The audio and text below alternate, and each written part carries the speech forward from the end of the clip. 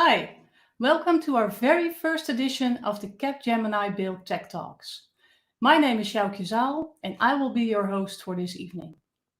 This evening is called Two New Flavors in Microsoft Town, which basically means that this evening is full of Microsoft, and especially Microsoft development. There are some new technologies that are shared this evening by two amazing speakers.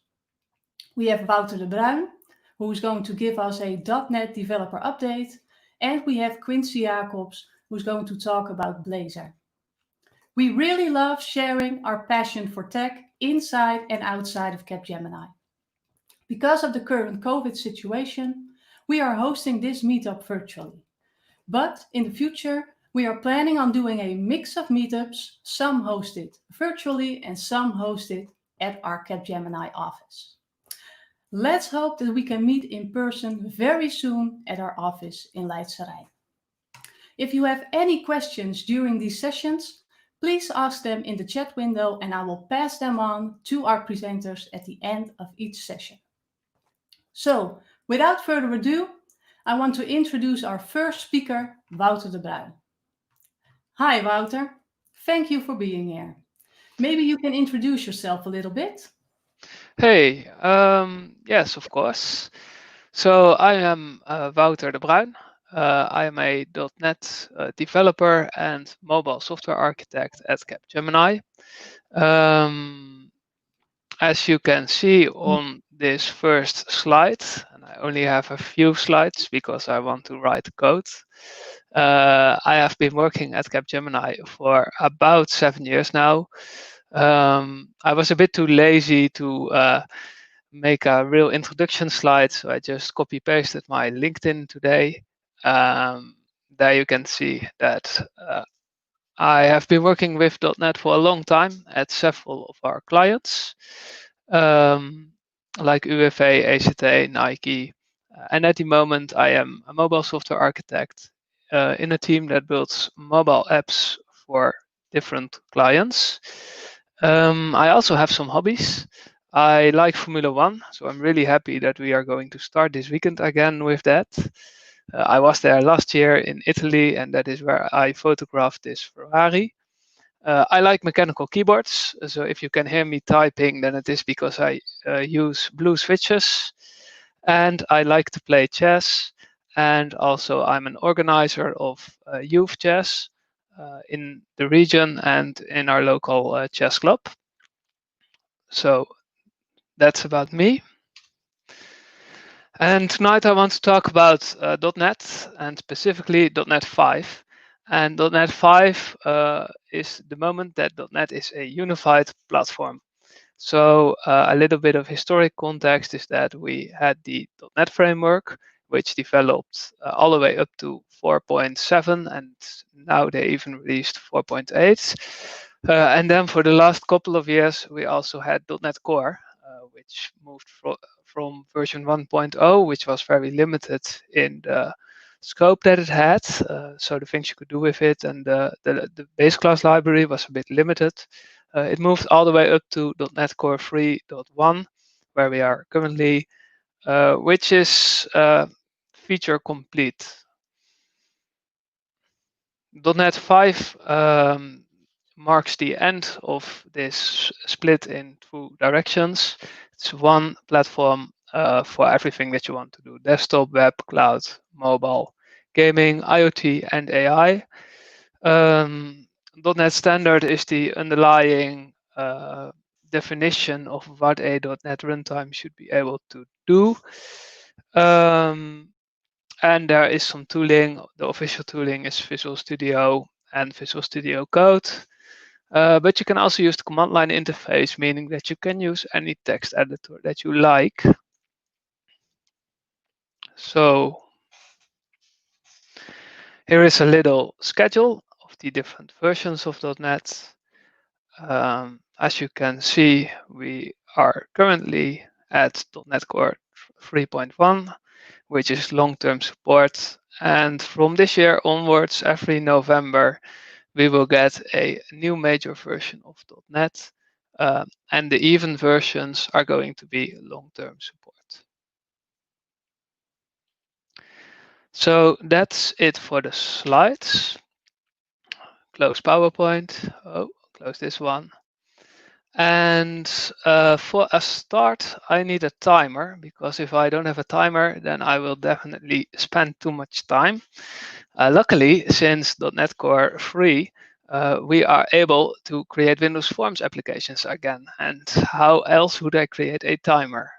So it's like the old days with .NET. You can just double click on something, and then you can set the code. This is just a simple application that when it starts, it initializes a timer with a certain amount of minutes, and I already spent a couple of them, so I'll set it on 25.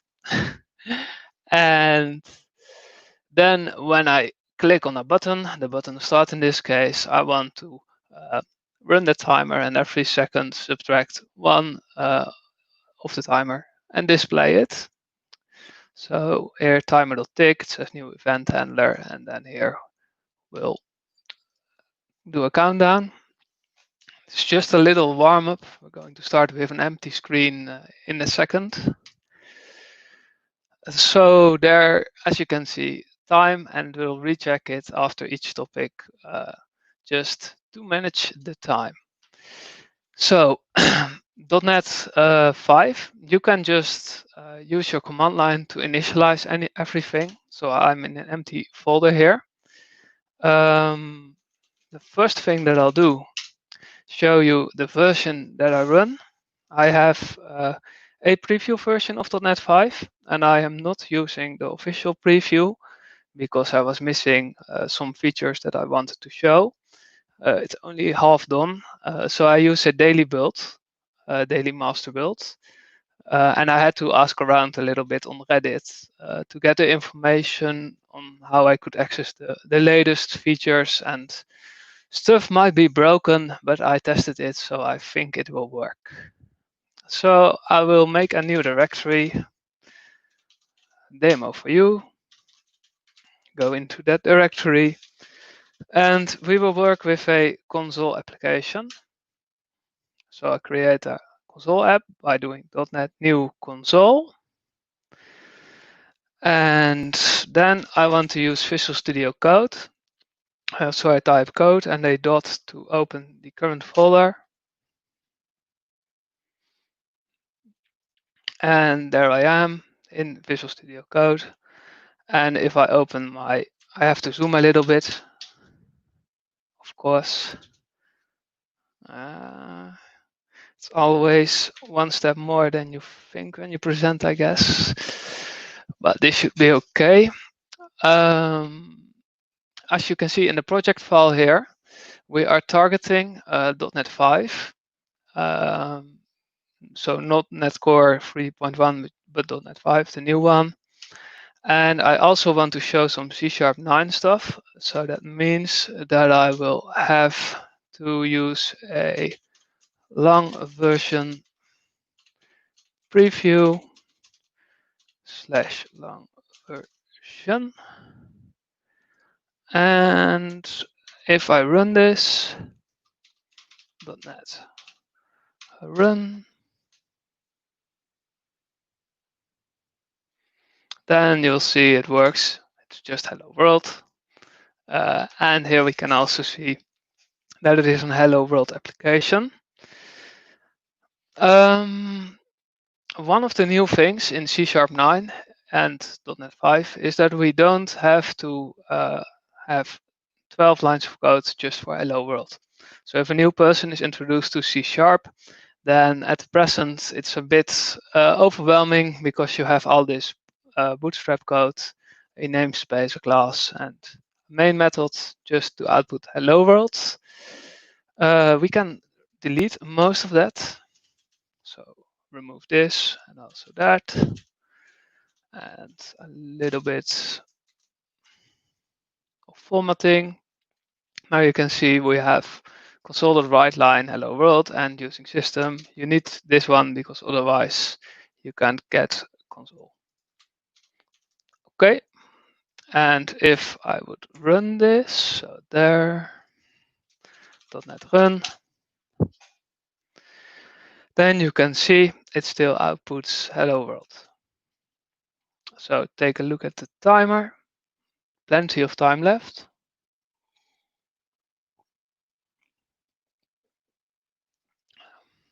So next, I am going to show something about properties and property initializers. This is the correct screen. So I'll create a new screen here of a new file, which will be our car. And in that class, make a car. We'll add to a property there. It will be the brand. And we add another one, which will be serial. And that should be enough for our car for now. So then in the program, if I want to make a car, I'll just make one. Can use an object initializer, which is this syntax. I can say it's a Ferrari, and the serial is ABC123, right? Something like that. And then later on, I'm able to change the brand to Fiat. It's related, so why not? And the serial to ZXI321. And of course, this should be semicolon. Sometimes we don't want to be able to change a property after it has been constructed. And in C#9, there's a new trick to do that really easily. Because what you would usually have to do is you would have to make a private setter. For example, if I don't want to change serial anymore, I can make it a private setter. Then I'm not allowed to do this anymore, and I could use a constructor method. In the constructor, I could then assign a value. So that would be something like this. Say string serial, and then this dot serial is that one, right? Because it's a private set, that means that I can set it from within my current class. So here in my constructor is in my class, and I can set that. And then here I could assign the value, and I solved it. Okay. And then I cannot change it later, but I can do it on the initialization. But in C# 9, we can do this in a different way with less work. Can just go back to revert a little bit. So here, initializing the car, we're able to change everything. And in the car, you see that it's just a getter and a setter. I can remove the word set and replace it with init. And init is a new feature. And an init setter is a setter that can only be used in the object initializer. So this is an object initializer. Here we are able to set serial to any value we want. But after that, we're not allowed to modify it. And as you can see here in the compiler error, an init only property can only be assigned in an object initializer or on this or base in an instance constructor or an init assessor. So that's a really neat little trick.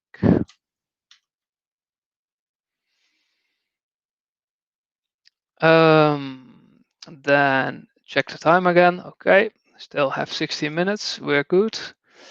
Then I want to show you a little bit about new numeric types. So let's say that we want to add a tachometer.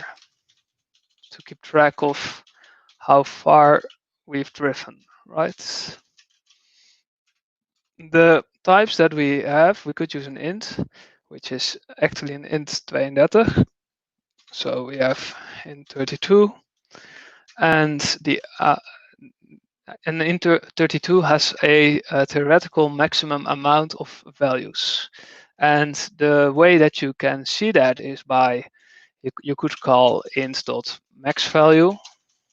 That will work.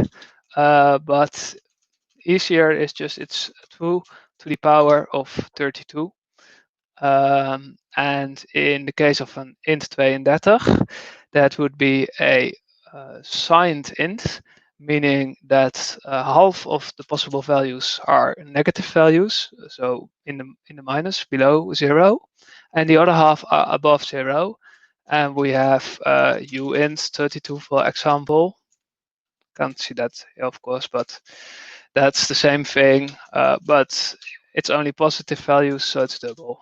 Only positive, and I divided positive neck. Okay.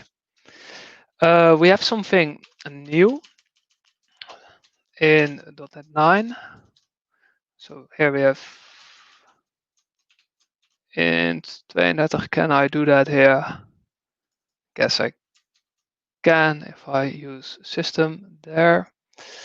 And I can also do int 64, which would be the same thing, but instead of 2 to the power of 32, it is to the power of 64, of course. Now we have a new thing called native int in C#9. And native int means that it depends on the platform that we target, what the maximum value is. So if you do a max value on native int, it will just depends on what platform you compiled it or you're running it, what it will give. I'm not sure exactly what it can be used for yet. Here it says it's used to represent a pointer or a handle. So that makes me believe it's something for when you want to do tricks with what is in memory or more low level stuff. But it's interesting to know. If you ever want to make a Game Boy emulator, I'm sure you might use this. Okay, for now, I'll just keep the native in there. Why not? Okay, then the next thing that I want to show is not exactly C#9, but it's still C#8, which came out last year in November, so not that old. So let's say that our car has wheels. So we make something called a wheel, which is a class, and the wheel has got a diameter, and the wheel has got a boolean, has epic rims, because that is cool. And then our car should have an I list of wheels. Okay, almost. I list. Okay, call it wheels. It's going to say that it doesn't have the assembly reference for that, the system collections, and now we do. So now our car has a wheels property, but there is a little problem with it, namely the wheels property could be nil. And if it is nil, then we get a runtime error. So I will demonstrate that by, here we have our car. So I'll just try to do a console.writeLine. And we'll try to output our car.wheels. Here type amount of wheels, car.wheels. Let me see. I see that there is a little question about native int, which I'll come back to that at the end of the story. Okay, car.wheels.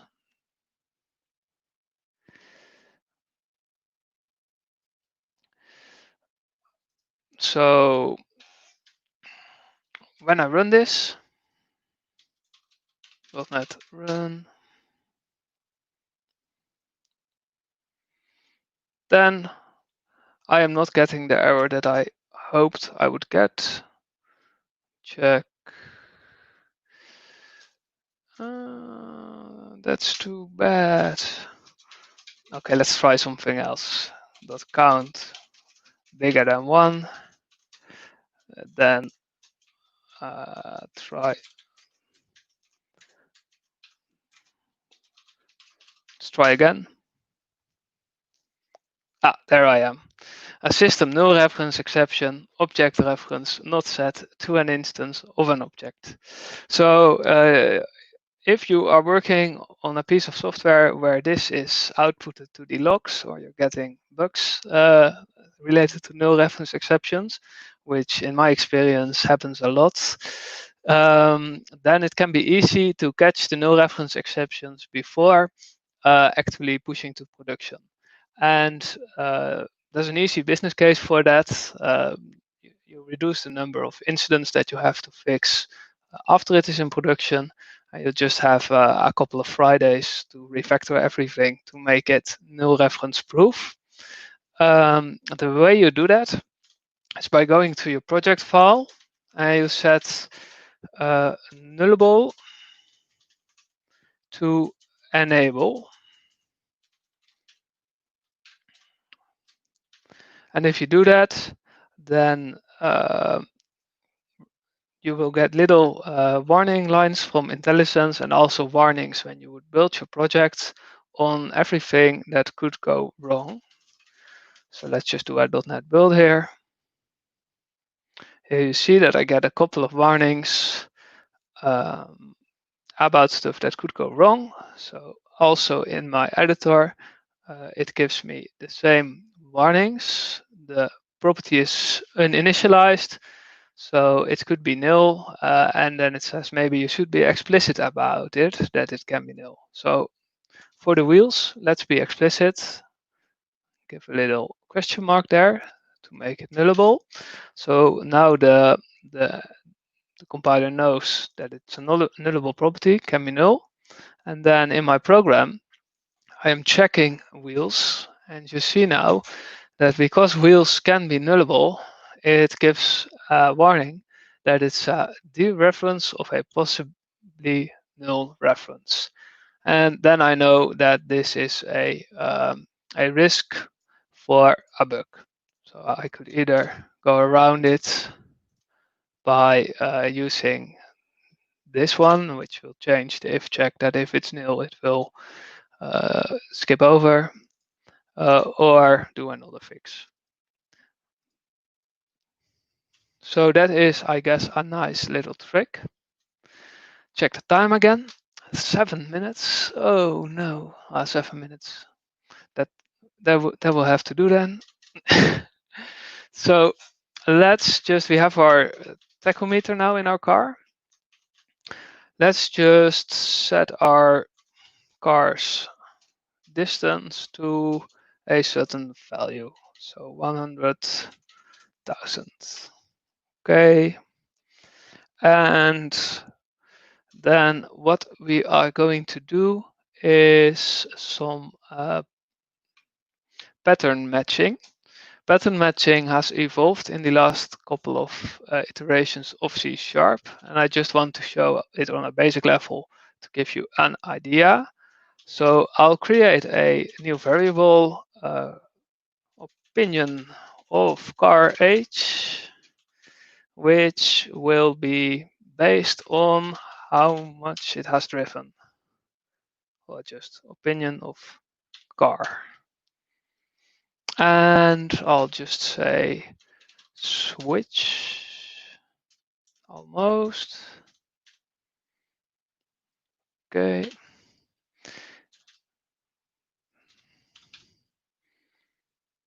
And let me see, I get a warning here that I'm not handling all the possible values, which makes sense because I am not.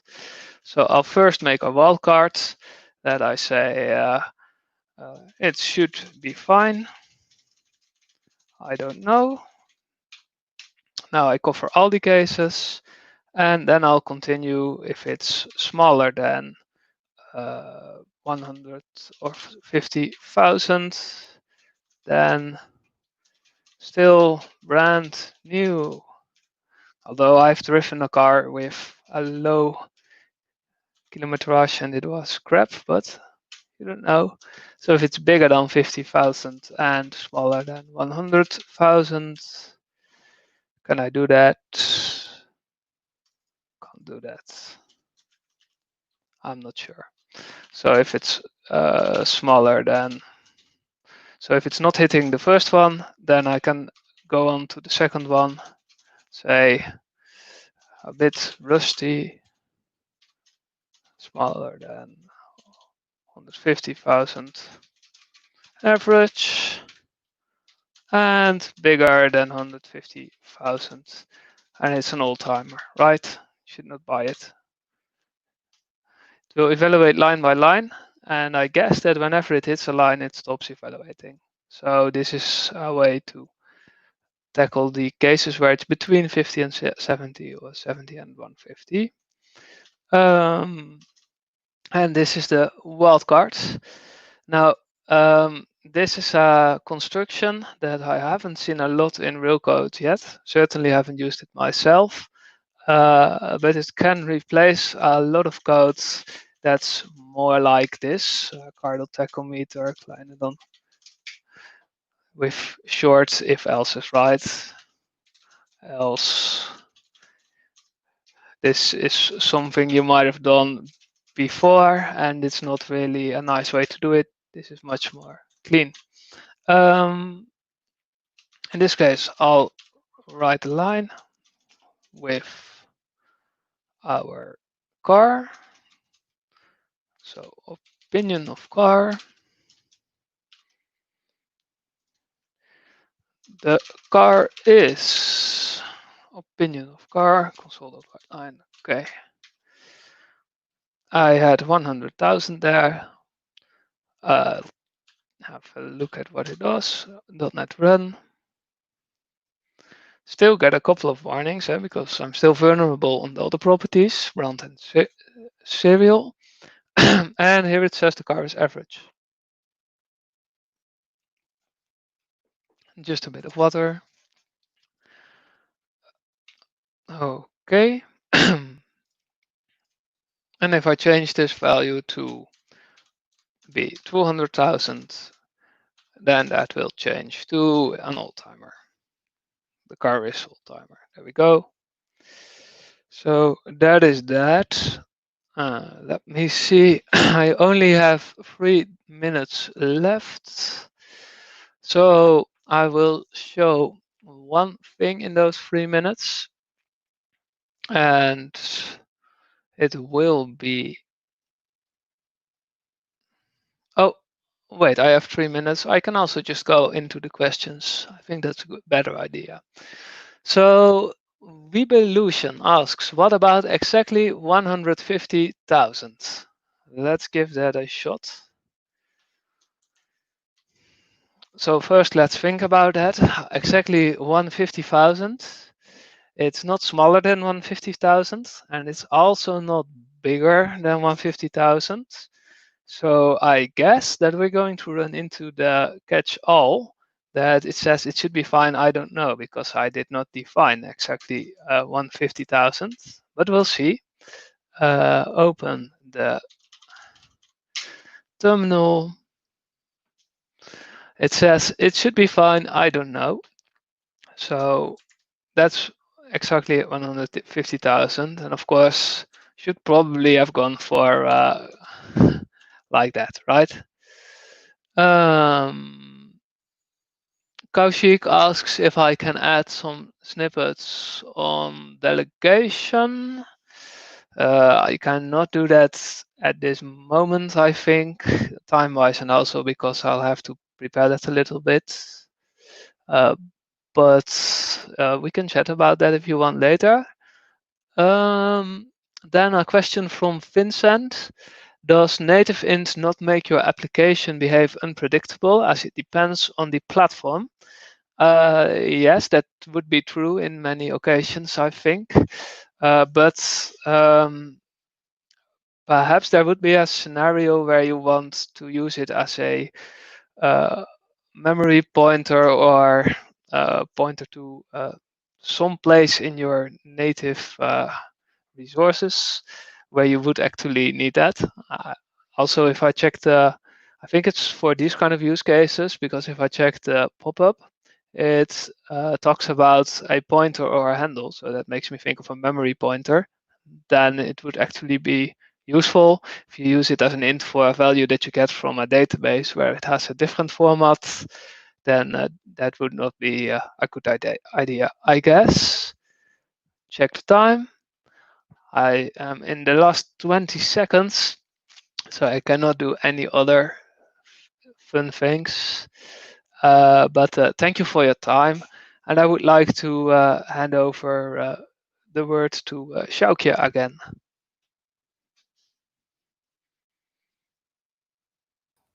Thanks, Wouter. Really a nice presentation. I really like the switch method. Very readable this way. Really cool. Yeah. Is there any specific reason why you use PowerShell for building your application, or is it just personal preference? I'm using the Windows terminal, and I'm using the Windows terminal application because it's new and I like it. Okay. But apart from that, I just feel like in these little demos with a preview .NET version that I'm one layer closer to all the errors and what's happening than I would be when I compile straight from the editor. So it's just a Nice. preference. Did you also edit additional profiles to the Windows terminal already, or not? Yeah, a little bit. So my font and the background, and also this line is all done in the profiles in the JSONs. Yeah, that's really nice to do. Yeah, I've done that myself. You can play with that endlessly. Yeah, very Cool. cool. Yeah. Okay. Thanks a lot for your time and your presentation. Really interesting. We are having a short break now, and we will be back in a bit. Okay.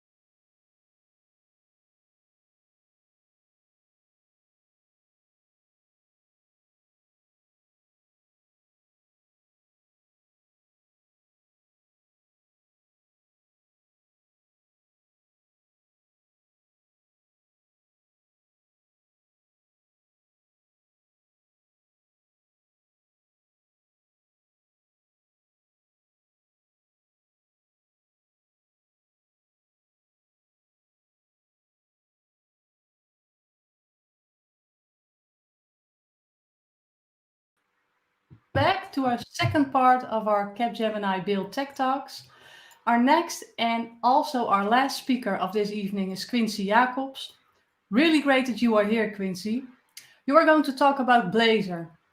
Are you using Blazor already in your daily work? Not yet my daily work, but I'm currently using it to transform my own blog.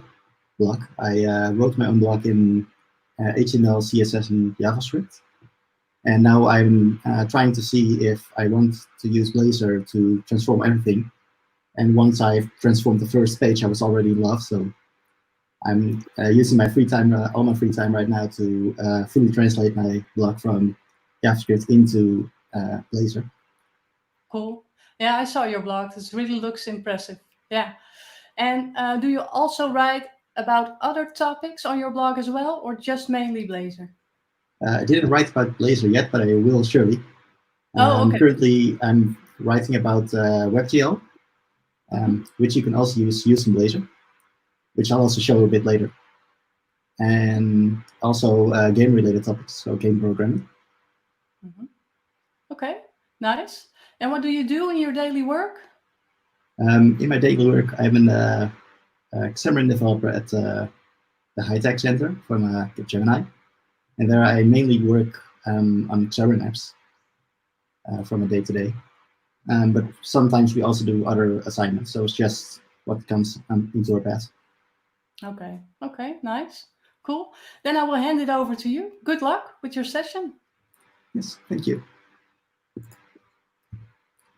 One moment. There we are.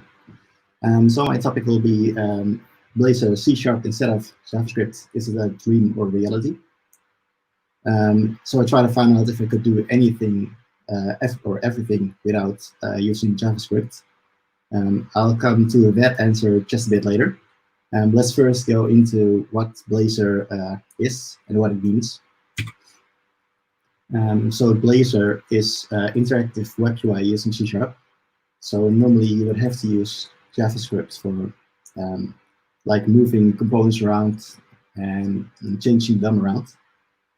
Otherwise, you'd have to refresh the page. But with Blazor, you don't have to do it anymore. You can just use C#. So for C# developers, that is awesome. The syntax you'll write Blazor in is very similar to Razor. And that's also where the name Blazor came from.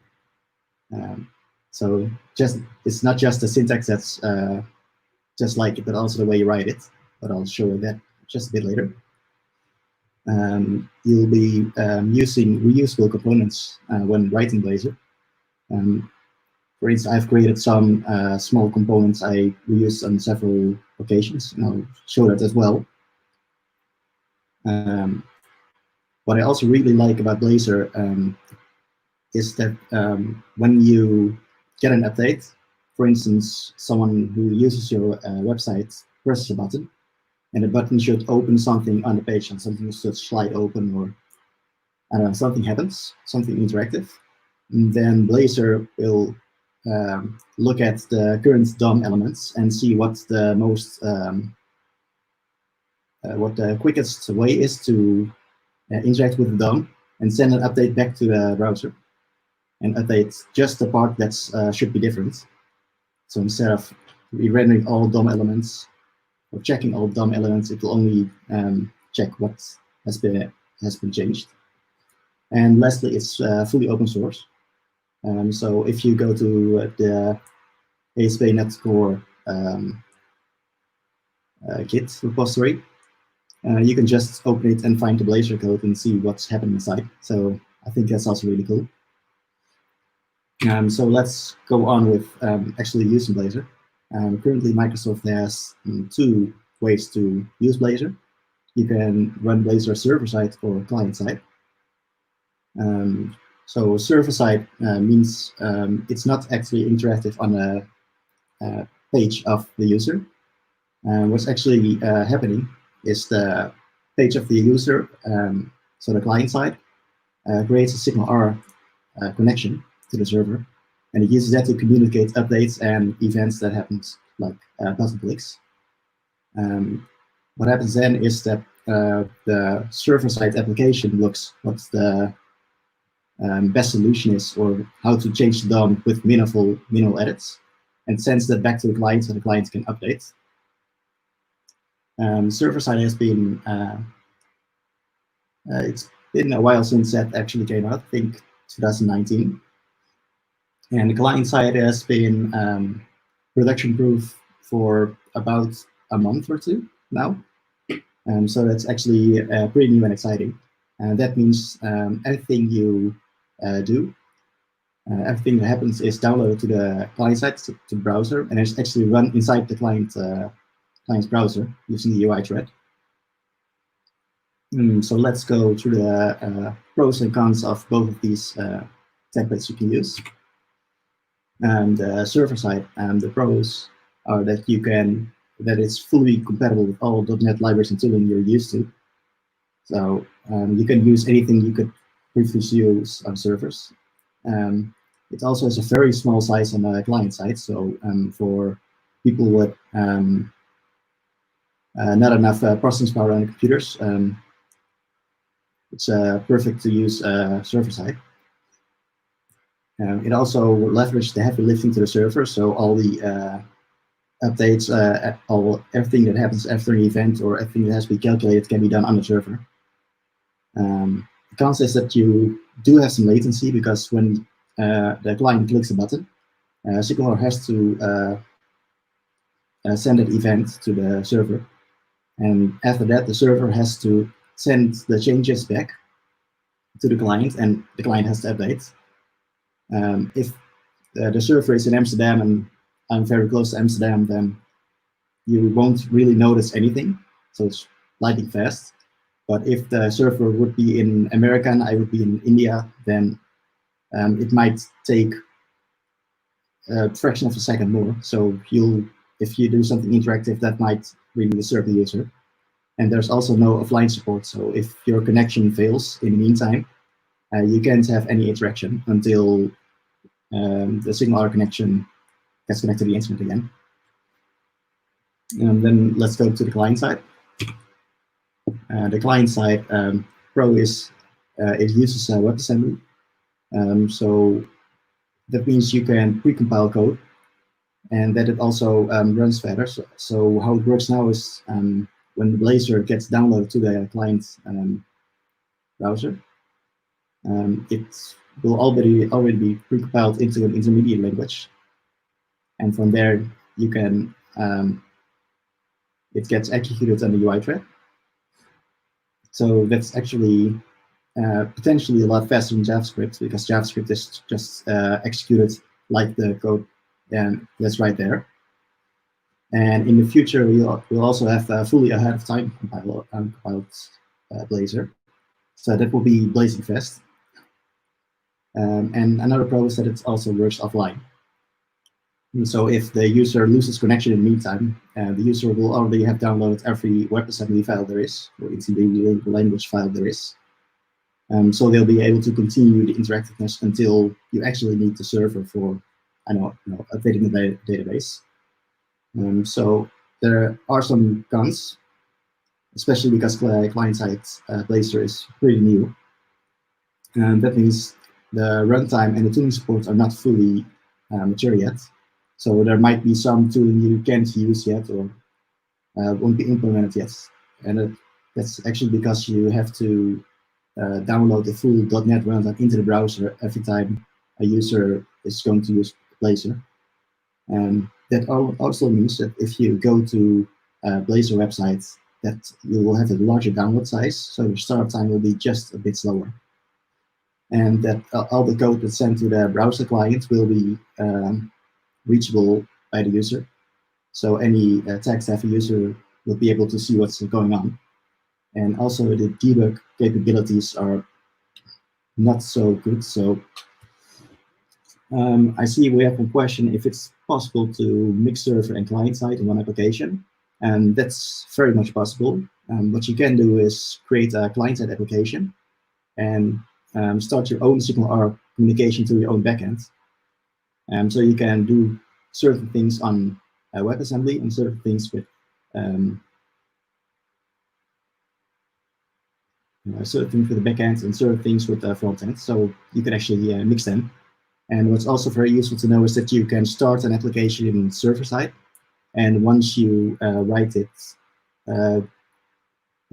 let's say halfway around, you think, well, I would rather have everything client side. You just have to switch the template, and then you could copy all code. So actually, all code is reusable for client side and server side. And then another question is, how scalable is server-side Blazor? Server-side Blazor is very hard to scale because every user will have at least one active signal-R connection, and that's very hard to scale. And another one, all that functionality is supported in client-side. No, not yet. Client-side doesn't support the full .NET runtime yet, so you can't use some functionality. Okay, let's go to the .NET 5 features for Blazor. That's coming up next. We'll have lazy loading, which the Blazor team is currently working on. So you can load parts of pages while you're scrolling down. My personal favorite that's coming up is CSS isolation. So for each component, you can have your own CSS, which is pretty handy if you don't want CSS shared over the entire application for all things. And there will also be various performance improvements. So let's go to the final part of my informative talk. That's, can Blazor fully replace JavaScript? And the answer will be almost. For some parts, you still have to use JavaScript, and the startup of signal-R is also done in a JavaScript file.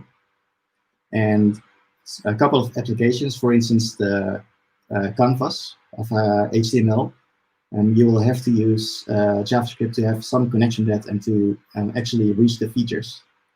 Maybe in the future, everything will also have a WebAssembly API, but currently not everything supports that yet. So we still have to use JavaScript for some parts. So let's go to my own experience with Blazor while I was converting my blog. So I will go to this one. So this is my blog, which is currently fully created with Blazor. I've tried to use as less JavaScript as is humanly possible at the moment. So everything on this page is fully Blazor, no JavaScript. So for instance, this is also Blazor.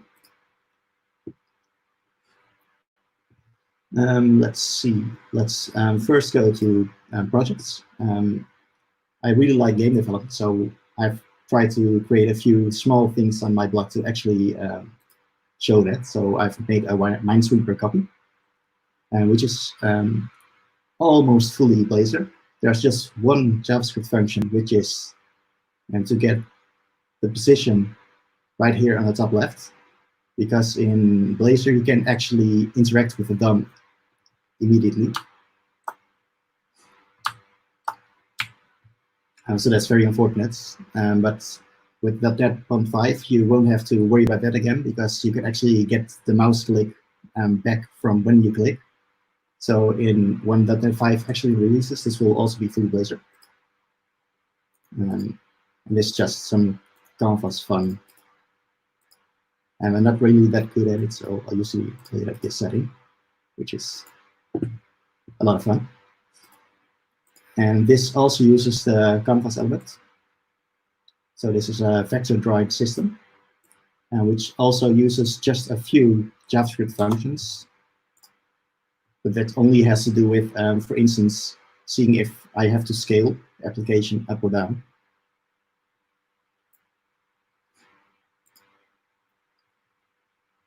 And you can make it as interactive as you want.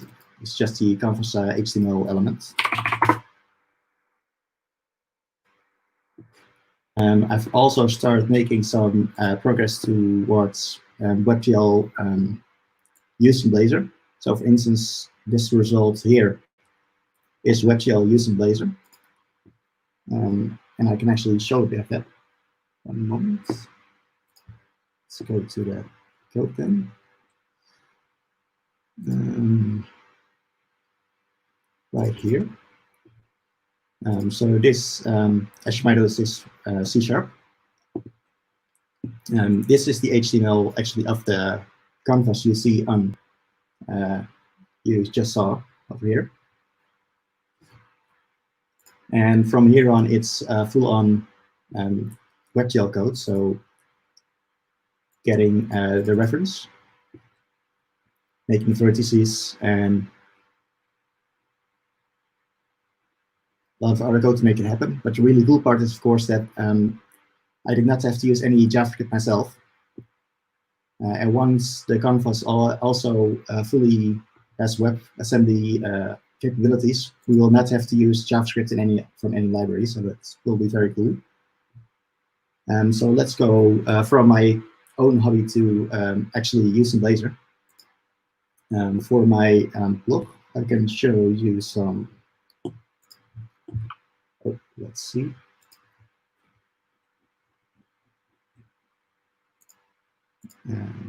Right here. I've made all my chapters you see here are components, which also inside them have more components which are all reusable whenever I want them to. Also interactive. And you can switch from C# to JavaScript very fast. And that's all done with that UI update. I currently run server-side myself. One moment. Load soon.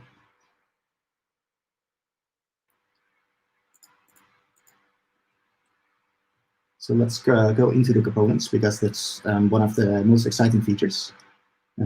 Here I have my own blog paragraph, which is some HTML, and everything with an at right in front of it means I will do something with C# code. For instance, right here I have the paragraph shown Boolean, which is here. And based on that Boolean, I will either use this CSS class or this CSS class to toggle the paragraph. So one just shows the paragraph with a CSS animation, and one closes it with CSS animation. And also prints out the show indicator, which I've made this funny little arrow here. Aside from that, I show the main text in here.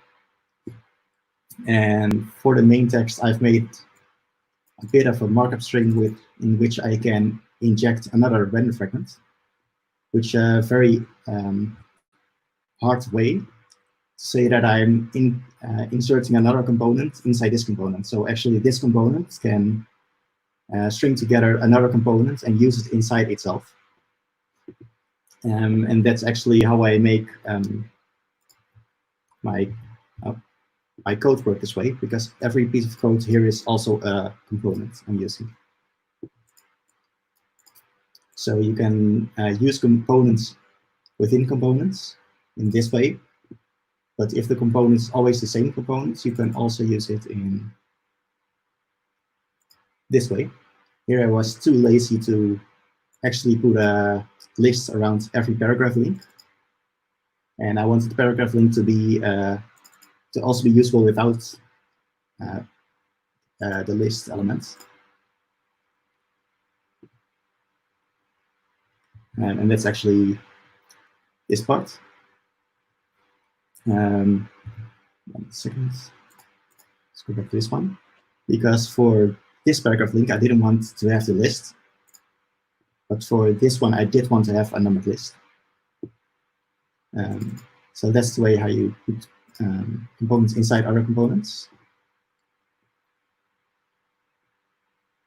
Let's see, and let's go to some questions, because questions have been piling up, I see. Goes behind me, Blazor. Yeah, my Blazor application is currently running server side, so you won't see anything aside from the assembly file that's inserted. So unfortunately, I can't show the code behind yet. If I would have used client-side, I could use it. Also one from Exiles, that version of the blog is not live yet, right? That's right, my current blog that's live is a JavaScript version. Once I finish work on the Blazor version, I'm also planning to put it live and get my own domain name, make the old domain name redirect to my new domain name. So let's see. Let's go on to layouts. You can layer layouts.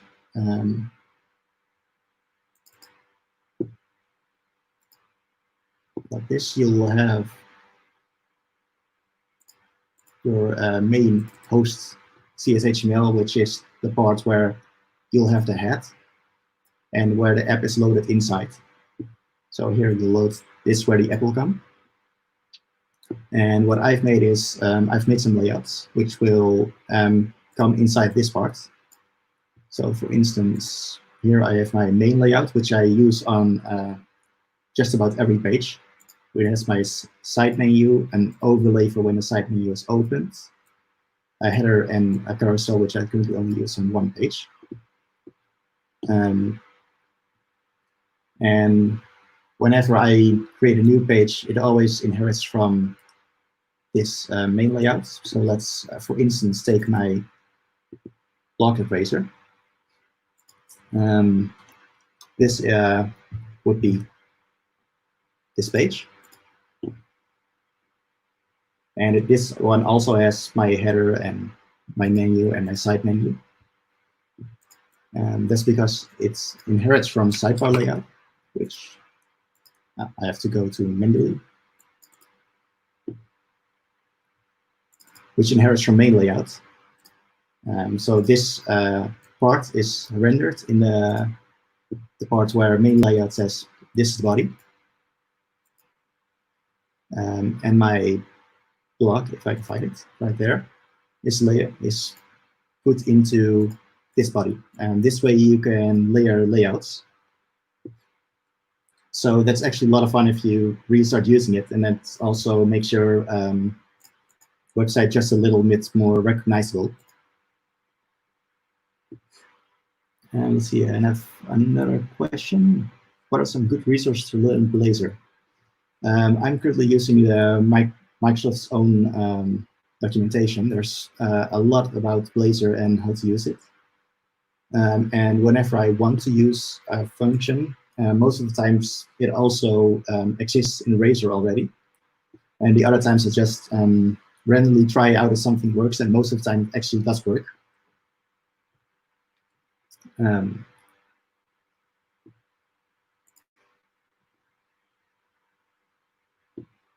Let's see, is there anything I missed? Yes, of course.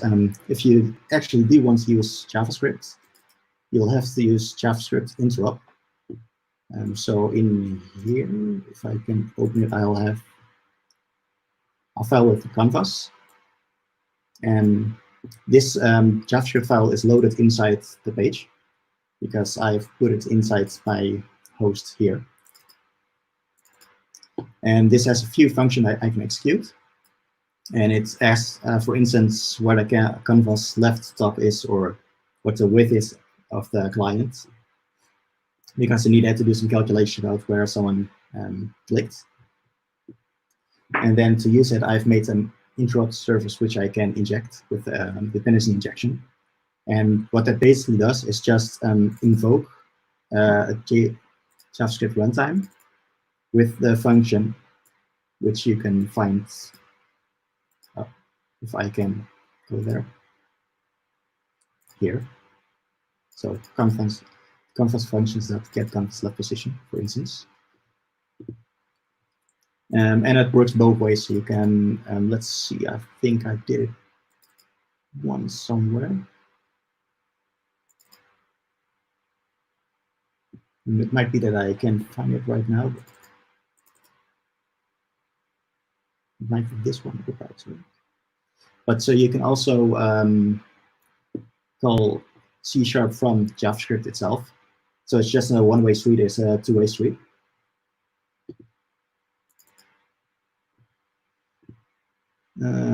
Yes, here, this one. I invoke the method unbrowse resize, which if I search, which is a lot faster than if I do it myself, would be this function, which is JS invocable. So that's also the way you can still use JavaScript and return calls back. So that's a lot of fun to play with if you can't solve it with Blazor.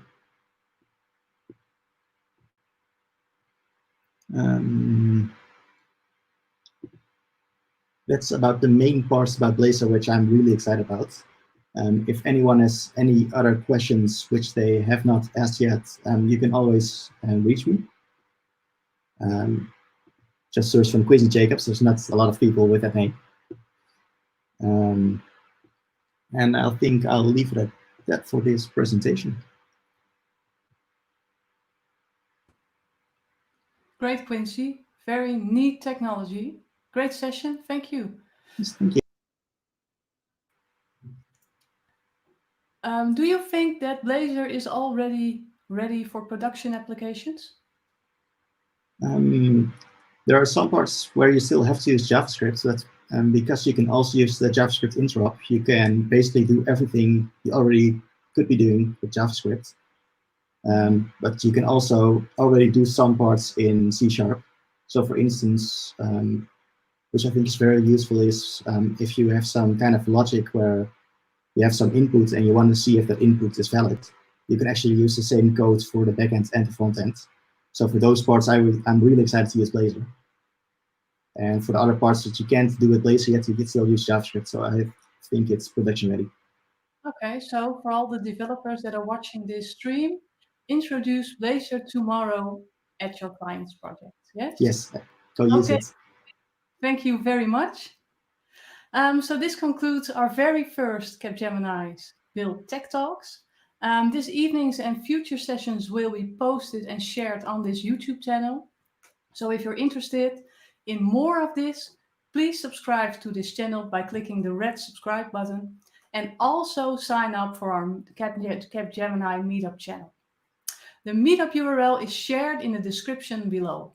And at last, Robin Bette was posting some good learning resources for Blazor as well, and I will post that in the description of this video as well. So thank you all for watching, and hopefully until next time. Thank you.